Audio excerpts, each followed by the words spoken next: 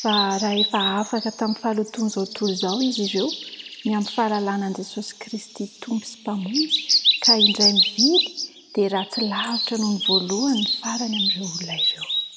Petera 2:2-9. Mampieritreritra ny andalan-teny izay ianarantsika androany.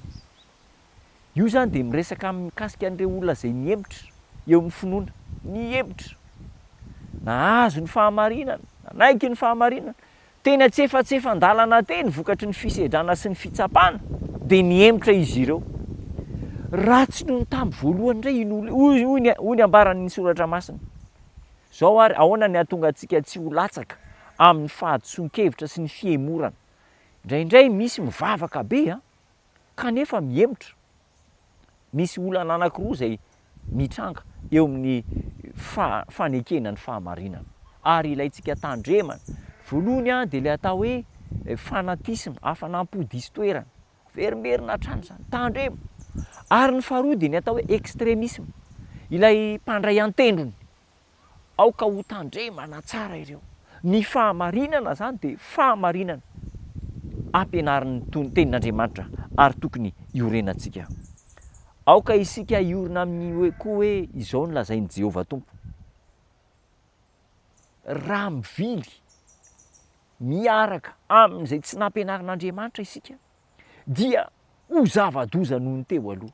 Ary fanandramana indraindray hita miseho eo amin'ny fiainana ny hoe ny olona rehefa niala tamin'ny finoana dia sarotra ny hamerina azy. Tandremana tsara ry namana. Misy zavatra anankiroa ary fanina antsika eo amin'ny fanarana ny fahamarinana. Ny voalohany dia izao, ny baiboly mangarangarana. Aoka hianarana ny baiboly, hifotorana ny baiboly. Zava-dehibe io. Tsy tokony hiala amin'io tsika. Ary ny faharoa dia ity, ny fanarana ny fandaminana, organisation zany. Ambaran'ny tenin'Andriamanitra fa Andriamanitra tsy tompon'ny fikorotanana fa tompon'ny filaminana. Organisation. Ireo zavatra anankiroa ireo dia tsy azo elana eo amin'ny fahatokinan'Andriamanitra. Rehefa tsy manaraka an'ireo isika dia azo antoka fa emotra tsikelikely. Misy olona manaiky ny fahamarinan'ny tenin'Andriamanitra fa tsy manaiky fandaminana izay napetrak'Andriamanitra. Aoka ho tandremantsika izany. Mampiemotra antsika izany. Ary ny ankamaroan'ireo izay miemotra amin'ny finoana dia amin'ny alalan'ireo zavatra roa ireo ihany. Misy andalan-teny jerentsika ao amin'ny soratra masina, ao amin'ny Petera 2:7. Petera 2:7 zao nambaran'ny tenin'Andriamanitra. Tahaka ny ataony eo amin'ny epistiliny rehetra koa, fa milaza izany zavatra izany ao aminy izy, ary amin'ireo dia misy zavatra sarim-patarina izay aolan'ny kely fahalalana sady tsy miorina tsara. Tahaka ny anaovan'ny teny sasany ao amin'ny soratra masina koa, ka mahatonga fahaverezana ho an'ny tenany. Mianatra ny tenin'Andriamanitra dia aolan'ny kely fahalalana. Io zany zava-doza io.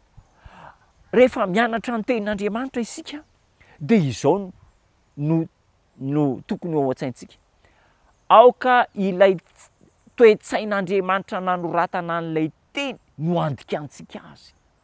Fa tsy izay interprétationntsika no andikanan'ny tenin'ny soratra masina. Mampiova ny hevitry ny tenin'Andriamanitra, ny fandikantsika, ny voalazan'ny tenin'Andriamanitra araky ny eritreretintsika. Ary mahatonga fiemorana, mahatonga fanatisma ihany koa. Ka lasa diso toerana. Dia ny ankabetsahan'ireo olona izay miembotra ary lasa mafana fo amin'ny zavatra tsy izy dia io ihany manolana ny fahamarinan'ny tenin'Andriamanitra. Aoka ianarana araky ny sitrapon'Andriamanitra ny baiboly, fa tsy araky ny sitrapontsika. Ny fandrin'Andriamanitra dia ahatonga antsika ho tafatoetra mahatoky hatramin'ny farany. Ary tandremantsika fa ny devoly ange dia tsy mampiasa zavatra hafa amin'ny tanantsika afa-tsy ny tenin'Andriamanitra ihany. Aola ny tenin'Andriamanitra dia very ny hevitra tian'Andriamanitra ao ampitaina. Tainy Tompo ianao, ambin'Andriamanitra isika, hivavaka isika. Sotranao Tompo noho ny afatra mavesa-danja, ampianaro, amboary izay hahafantatra ny toe-tsainao ao amin'ny tenin'Andriamanitra. Ka ninona fampianaran'ny diso miparitaka izay verina mety hafanafana ho lavina amin'ny anaranao reny Jesosy, ary hijoro amin'ny fahamarinan'ny teninao izay. Tonoina ny vavaka amin'ny anaranao Kristy Tomponay. Amen.